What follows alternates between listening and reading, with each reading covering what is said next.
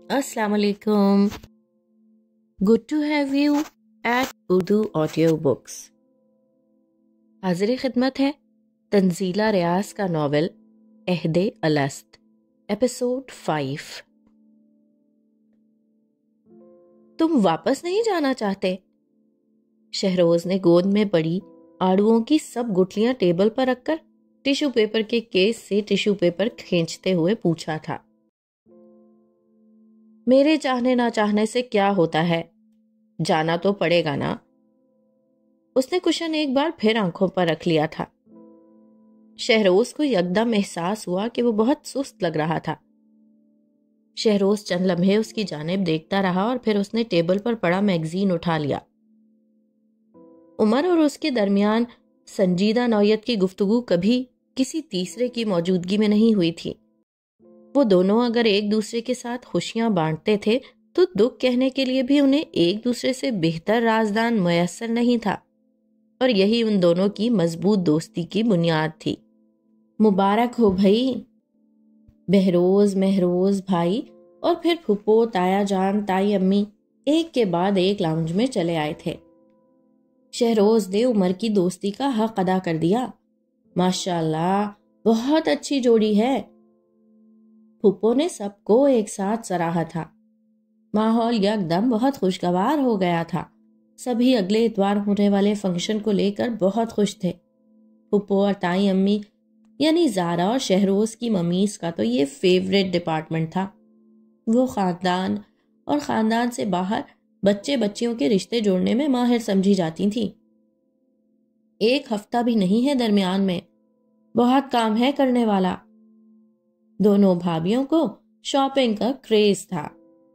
آفاق صاحب نے زیادہ بڑا فنکشن نہیں رکھا، باقاعدہ منگنی وغیرہ ٹائپ کچھ نہیں ہے، بس ایک طرح کا ڈنر سمجھ لیں، اور صرف ہم گھر والوں کو انوائٹ کیا ہے. انہوں نے رنگ وغیرہ لانے سے بھی منع کیا ہے.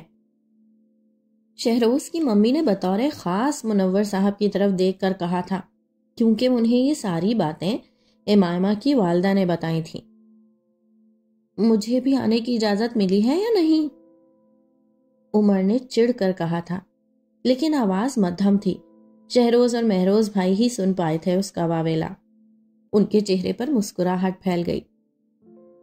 ڈیڈی، عمر تو جائے گا نا ہمارے ساتھ؟ وہ عمر کا سوال اب بآواز بلند پوچھ رہے تھے.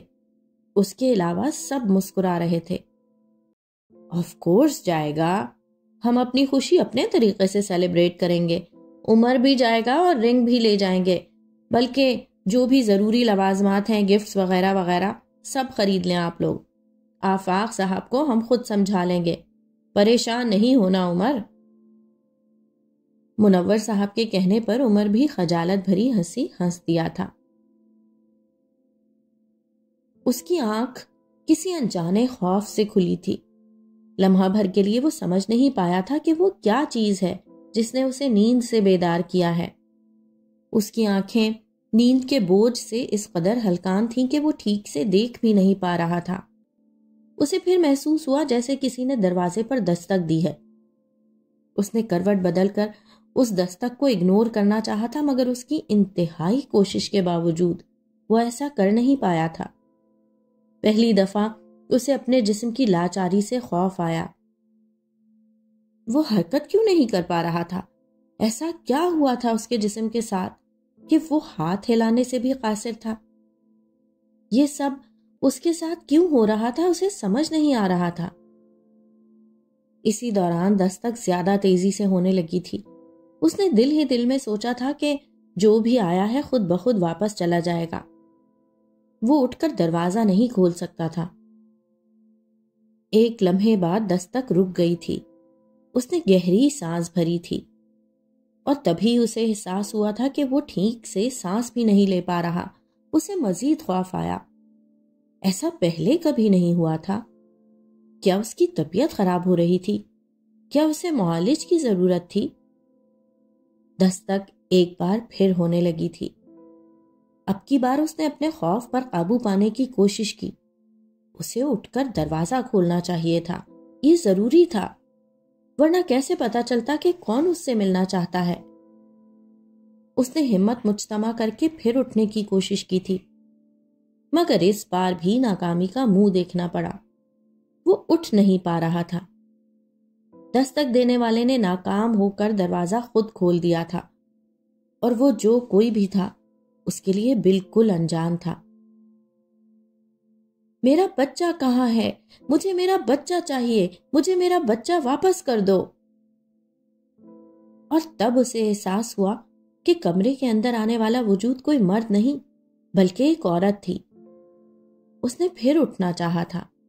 یہ بڑی مایوب بات تھی کہ وہ ایک عورت کی موجودگی کے متعلق جاننے کے باوجود اسی چت حالت میں لیٹا رہتا، مگر اس کا وجود جیسے اس کے کہنے کا نہیں رہا تھا۔ اسے خوف کے ساتھ ساتھ شرمندگی بھی محسوس ہوئی۔ اس نے پہلے کبھی ایسی جہالت کا مظاہرہ نہیں کیا تھا۔ وہ تو بہت تمیزدار شخص کے طور پر جانا جاتا تھا۔ تمہیں یہ سب نہیں کرنا چاہیے تھا۔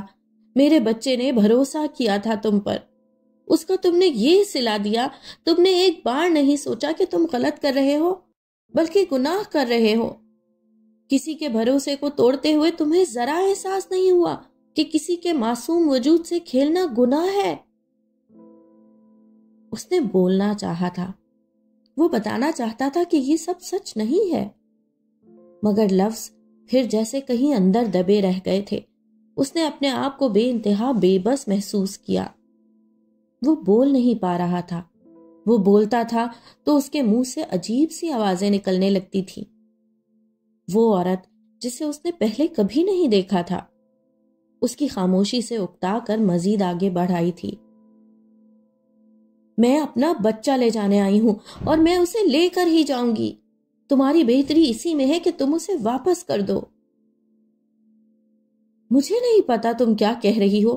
میں تمہارے بچے کو نہیں جانتا۔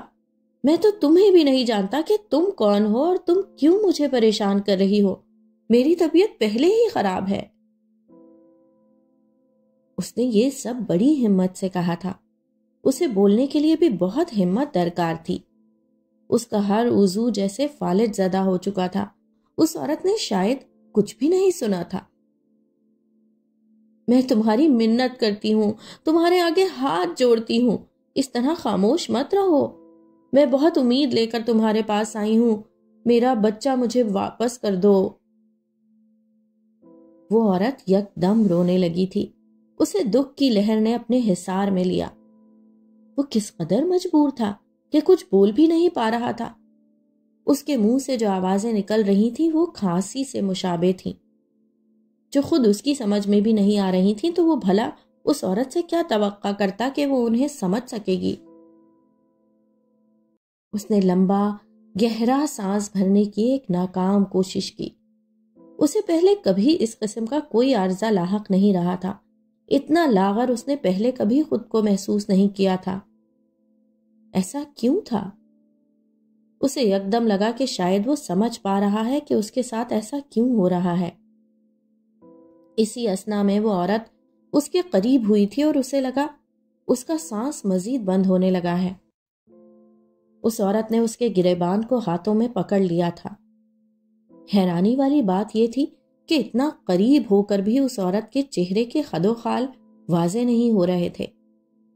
گناہگار ہو تم، گناہگار، اور میں تمہیں کبھی معاف نہیں کروں گی، کبھی بھی نہیں۔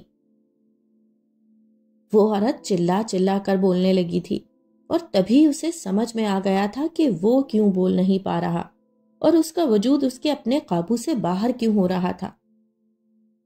اس نے آیت الکرسی کی تلاوت شروع کی تھی۔ اس عارضے کا یہی ایک واحد حل تھا کہ وہ نیند سے بیدار ہو جاتا۔ اس بار اسے اتنی رکاوٹ کا سامنا نہیں کرنا پڑا تھا۔ آیت الکرسی کے بعد اس نے معوذتین کی تلاوت شروع کی تھی۔ اس کی صورتحال بہتر ہو رہی تھی۔ پہلے اس کی آنکھیں کھلی تھیں، پھر اس کا سانس بحال ہونے لگا تھا۔ حواسوں کے بحال ہونے پر اسے سمجھ میں آ گیا تھا کہ یہ سب خواب تھا۔ اس نے شکر ادا کیا کہ یہ ایک خواب ہی تھا۔ اس کی آنکھیں کھلتے ہی اسے اپنے کمرے کے مانوس ماحول نے حرارت بخشی تھی۔ اس کا خوف کم ہو رہا تھا اور طبیعت بحال ہو رہی تھی، مگر اس کے سینے پر کچھ نادیدہ بوجھ سا تھا۔ اس نے اپنے سینے پر ہاتھ رکھ کر اسے مسلنا چاہا تھا، تبھی اس کا ہاتھ کسی چیز سے مس ہوا تھا۔ اس نے ہاتھ بڑھا کر اس چیز کو تھام لیا تھا۔ یہ تھی وہ چیز جو حقیقت میں اس کے سینے کا بوجھ تھی۔ اس پر واضح لفظوں میں لکھا تھا، عہد الست۔ 1973 کا زمانہ تھا اور روپ نگر کا علاقہ۔ زندگی کے بوسیدہ، اکتاہٹ بھرے، الجھے اوراق پلٹنے کی کوشش کروں تو پہلا ورق ہمیشہ یہاں سے ہی شروع ہوتا ہے۔ میرے شعور نے زندگی سے پہلا تعارف یہاں سے ہی حاصل کیا تھا۔ 73 کا زمانہ ہے اور روپ نگر کا علاقہ۔ تم ماس مچھی کیوں کھاتے ہو؟ میتا راؤ مجھ سے پوچھ رہی ہے۔ اس کے سوال میں عجیب سا طنز ہے اور لہجے میں تیکھی سی کاٹ۔ میں بے وقوفوں کی طرح اس کا چہرہ دیکھتا ہوں اور کندھے اچکا دیتا ہوں۔ یہی چکن مٹن الا بلا۔ وہ مزید برا سا منہ بنا لیتی ہے۔ کیوں؟ تم نہیں کھاتی؟ میں اس کے قدم سے قدم ملانے کے لیے مزید لمبا ڈگ بھرتا ہوں۔ وہ مزید 2 قدم آگے بڑھ جاتی ہے۔ یخ یخ یخ!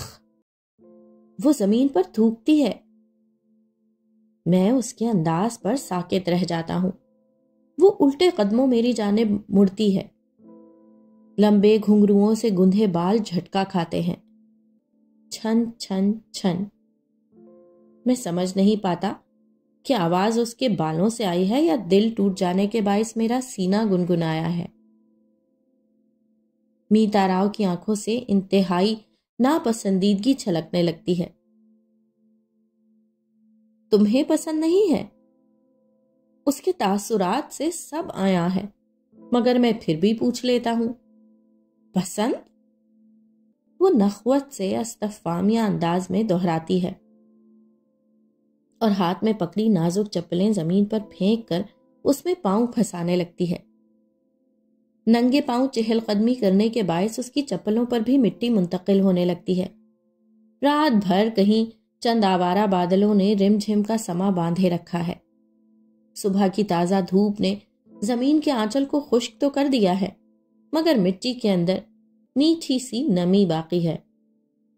قدم اٹھاؤ تو ایسا محسوس ہوتا ہے جیسے مٹی پر نہیں، مٹی کی نرم ہتھیلیوں پر قدم بقدم چل رہے ہوں۔ فضا میں جنگلی پھولوں اور گھاس کے ساتھ گیلی مٹی کی خوشبو بھی شامل ہے۔ ہر چیز خوشگوار ہے۔ ناگواری صرف میتا راؤ کے چہرے پر ہے۔ یہ ہمارے ہاں کبھی نہیں بنتا، ہم نے کبھی اس کی طرف دیکھا بھی نہیں، اور جہاں یہ بنتا ہو ہم کبھی وہاں سے گزرے بھی نہیں۔ وہ مجھے بتاتی ہے اور مجھے محسوس ہوتا ہے کہ اس کی یہ رائے خوراک کے بارے میں نہیں، میرے بارے میں ہے۔ میں اس کے سامنے ہونق نہیں لگنا چاہتا، لیکن مجھے محسوس ہوتا ہے کہ میں ہونق ہی لگ رہا ہوں۔ وہ چپل پہن کر آگے بڑھنے کے بجائے واپسی کے لیے پیچھے مڑ جاتی ہے اور میں وہیں کھڑا کا کھڑا رہ جاتا ہوں۔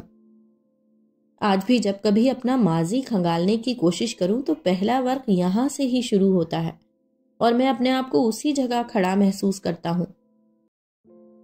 ننھے معصوم دل پر جو لرزتی کیفیت تب طاری ہوئی تھی، اس کی کسک آج بھی محسوس ہوتی ہے۔ بچپن کے خوف بڑے عجیب ہوتے ہیں۔ ان کی خاص اہمیت بے شک نہ ہوتی ہو، لیکن وہ محسوس ہوتے ہیں، چبھن دیتے ہیں اور یادوں میں ہمیشہ زندہ رہتے ہیں۔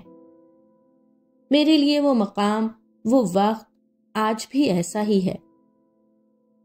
73 کا زمانہ تھا اور روپ نگر کا علاقہ۔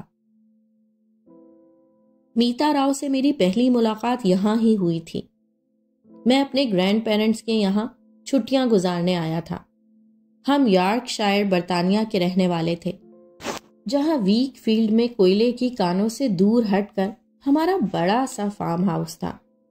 یہ میرا اور گرینی کا انڈیا کا پہلا ٹور تھا۔ گرینڈ پا یہاں پہلے بھی آ چکے تھے اور اب بھی تقریباً 1 سال سے یہاں ہی رہ رہے تھے۔ برٹش آرکیٹیکچرل ٹیکنالوجی پروگرام کے ممبر کی حیثیت سے وہ یہاں کسی پروگرام میں حصہ لے رہے تھے۔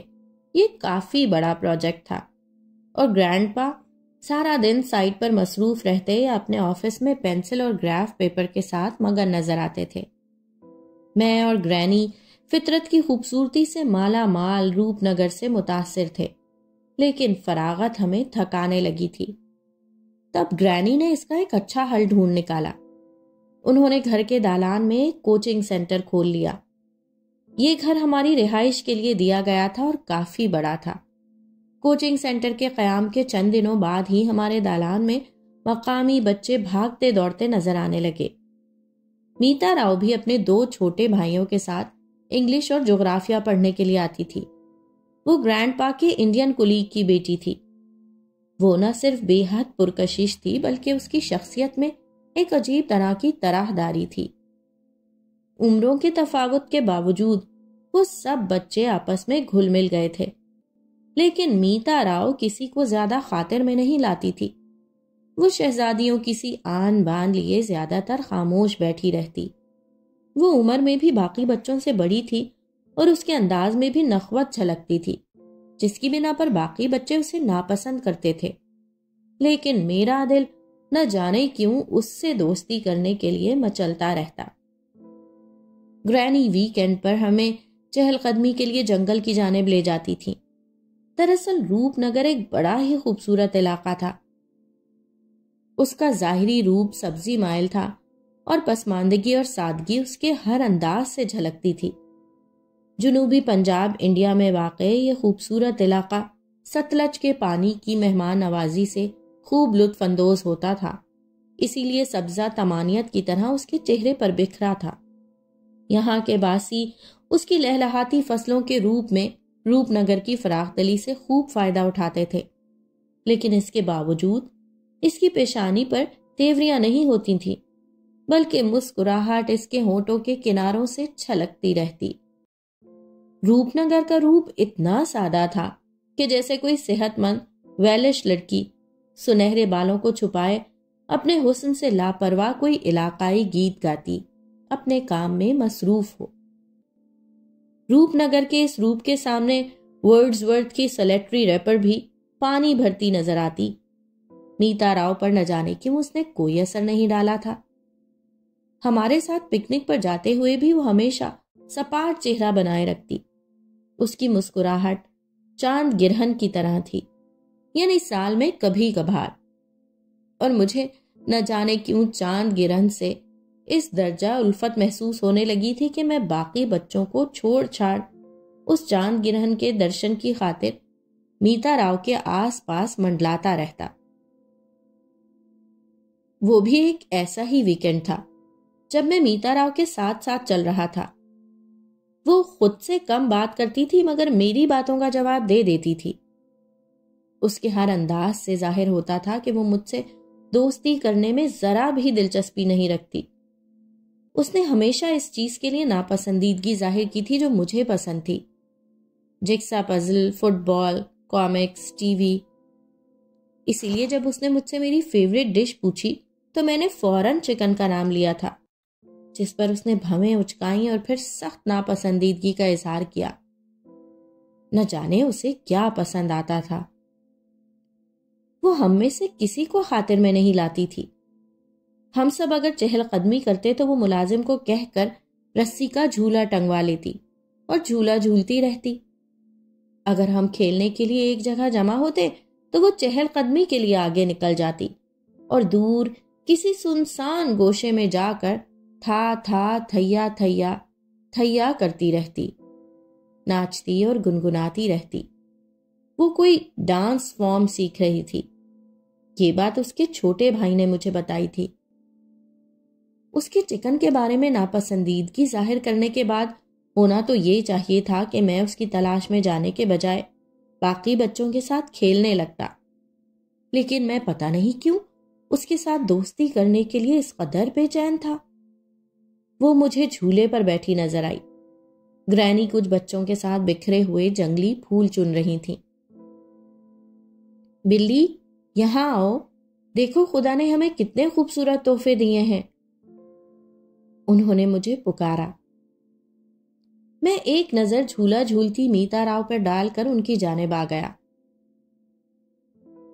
ان کے ہاتھ میں ٹوکری تھی جس میں مختلف رنگوں کے پھول پتے تھے۔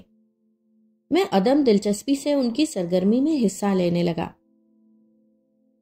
مسز گرانٹ، یہ کیا ہے؟ لکشمی نے انگلی سے اشارہ کر کے پوچھا تھا۔ درخت کے تنے کے گرد گھاس میں کچھ چھپا تھا۔ گرینی نے ہاتھ سے گھاس کو ہٹایا۔ ارے واہ، یہ تو مشرومز ہیں۔ آؤ بچوں، دیکھو یہ سب کتنی پیاری ہیں اور کتنی زیادہ بھی۔ گرینی سب کو متوجہ کر رہی تھی۔ سب بچے مزید پرجوش ہو کر اب مشرومز کا خاندان دیکھنے لگے، اور مشرومز شاید بچوں کو۔ میں نظر بچا کر ایک بار پھر میتا راؤ کے پاس آ گیا۔ اس نے وہی سرد سی نگاہ میری جانب اچھالی۔ میں اس کے عقب میں جا کر اسے جھولا جھلانے لگا تھا۔ صد شکر اس نے مجھے روکا نہیں تھا۔ تم میری برتھ ڈے پر آؤ گی؟ میں نے اسے مخاطب کرنے میں پہل کی تھی۔ ہمیشہ کی طرح میرے لہجے میں اشتیاق تھا۔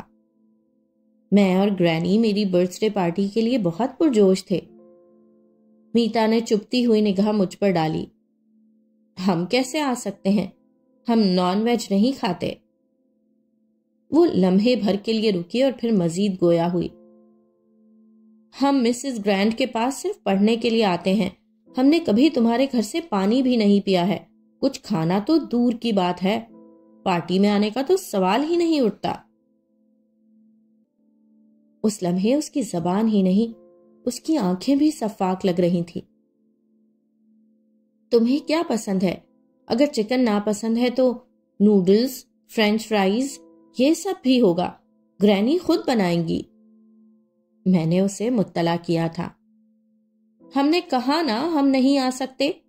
ہم ایسے لوگوں کے ساتھ مراسم نہیں رکھتے جو نان ویج کھاتے ہوں۔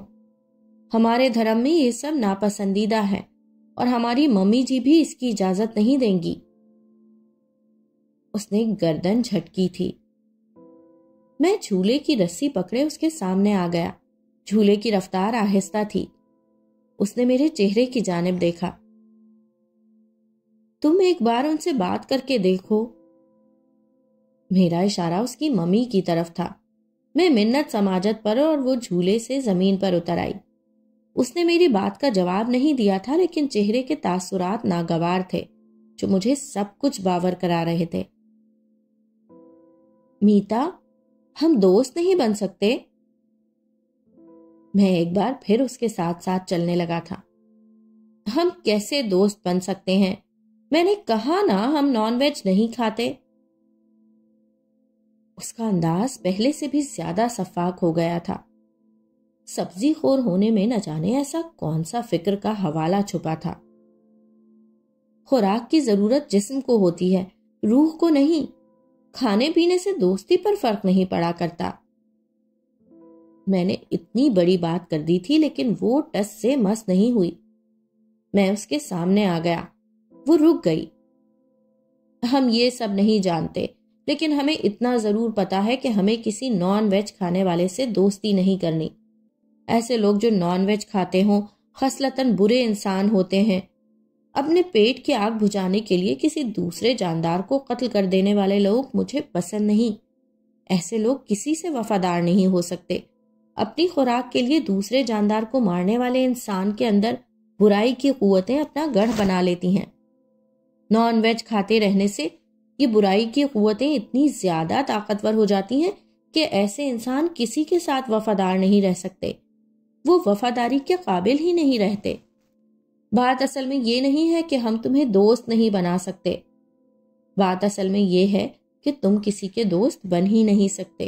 تم کسی سے وفادار ہو ہی نہیں سکتے۔ مجھے دوست صرف وفادار اچھے لگتے ہیں جو تم کبھی نہیں ہو سکتے۔ تمہارے ساتھ دوستی کرنے سے بہتر ہے کہ میں کسی گھوڑے سے دوستی کر لوں جو سبزی خور بھی ہوتا ہے اور وفادار بھی۔ اس نے اپنی بات مکمل نہیں کی تھی، بلکہ مجھے ٹکڑے ٹکڑے کر کے نامکمل کر دیا تھا۔ وہ غرور و تکبر سے تنی گردن لیے آگے بڑھ گئی تھی اور میں وہیں کھڑا رہ گیا تھا۔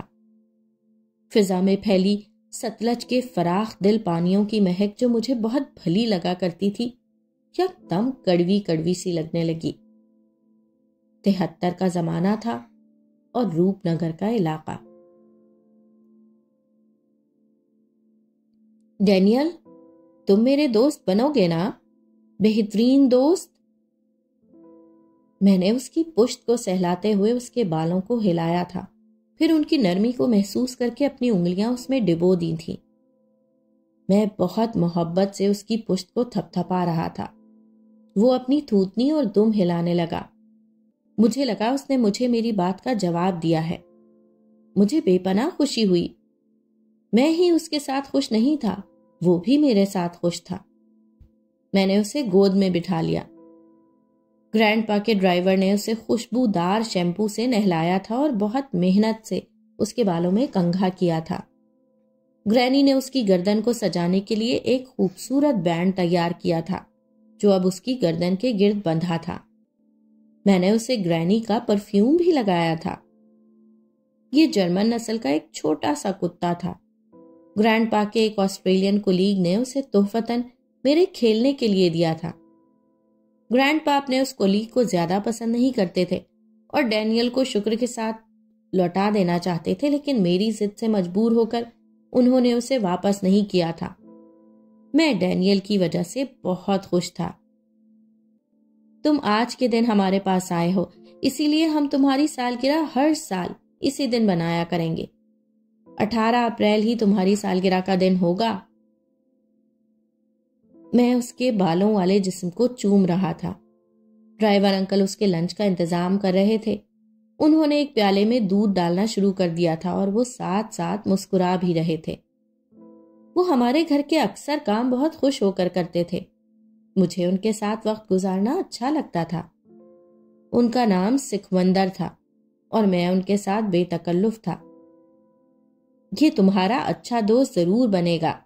دوستی کرنا اور اسے مرتے دم تک نبھانا اس کی خصلت میں شامل ہے۔ سیانے کہتے ہیں کتا ایک وفادار جانور ہے۔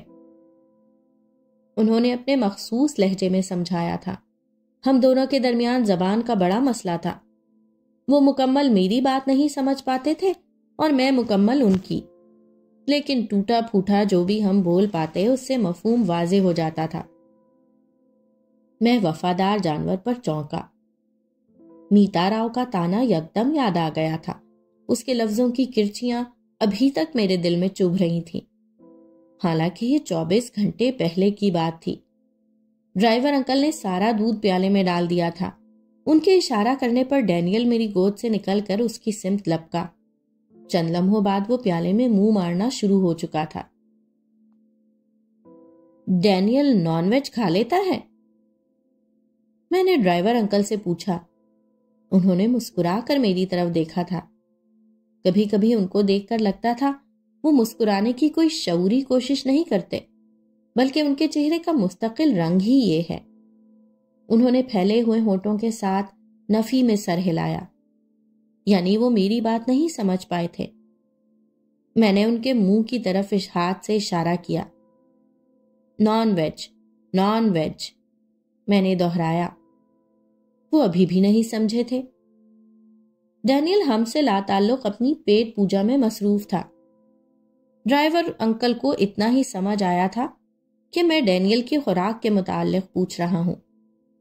Chicken, mutton, fish. میں نے مزید وضاحت کی تو انہوں نے قہقہا لگایا۔ ہاں تھے ہور کی، سب کھائے گا۔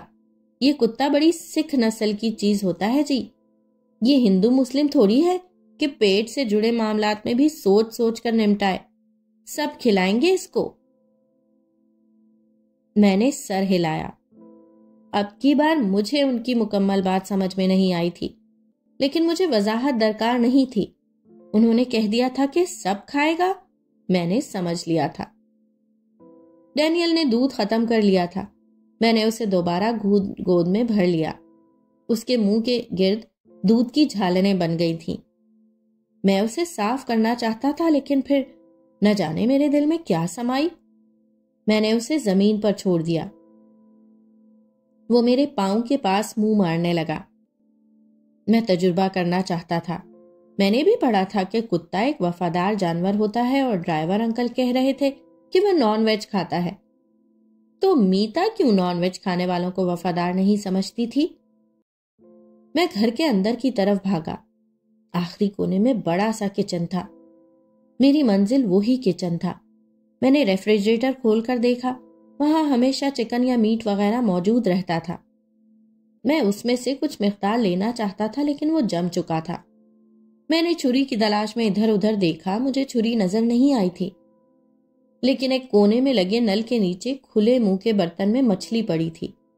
یہاں اکثر تازہ مچھلی آتی رہتی تھی۔ ہمارا کوک یا کبھی گرینی بہت مزیدار مچھلی کے قتلے اور ٹماٹر کی کھٹی سوس بناتے رہتے تھے۔ میں نے بنا سوچے سمجھے وہی مچھلی اٹھا لی تھی۔ اس میں بسین تھی اور نل کے نیچے پڑے ہونے کے باعث اس میں سے پانی ٹپک رہا تھا۔ میں دوبارہ بھاگ کر واپس باہر آ گیا۔ ڈینیل باغیچے میں گھاس پر لوٹنیاں لگا رہا تھا۔